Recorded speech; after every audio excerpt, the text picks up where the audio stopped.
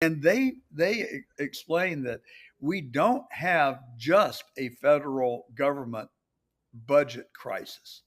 We have a in the United States a global credit crisis because the federal government is steeply in debt.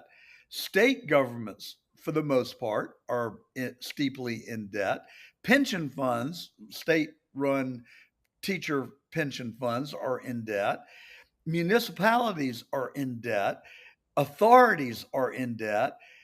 People are in debt at record numbers, and corporate debt is at record highs.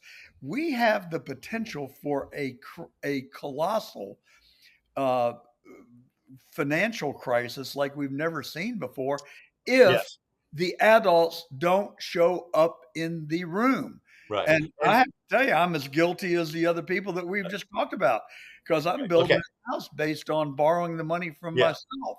And Well, so a couple things on it's going to this, be if I can paying. get in here. Otherwise I'm going to forget what I'm going to say. Yeah. So let me jump in here, and don't forget the Social Security and Medicare. Right? They also are in huge debt, and they don't have enough to cover their obligations. Some years ago, Mark Levin put a book out, Plunder and Deceit. I read that, and I think at that time our uncovered liabilities were something like $200 trillion. And I'm sure it's higher now. I'm sure it's 250 or 300 trillion.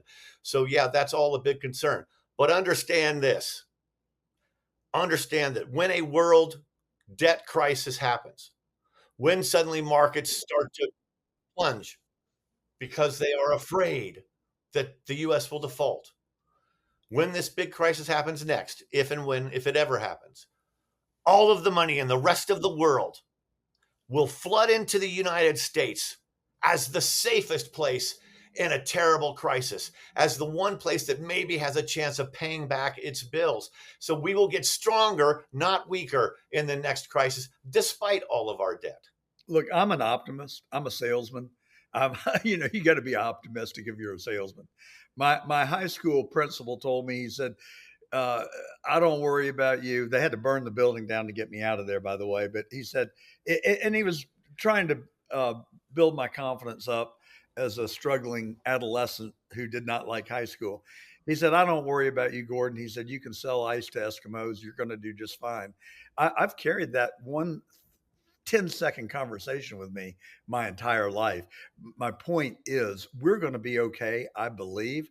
But foreign investment in the United States has been on a steep decline for the last 10 years.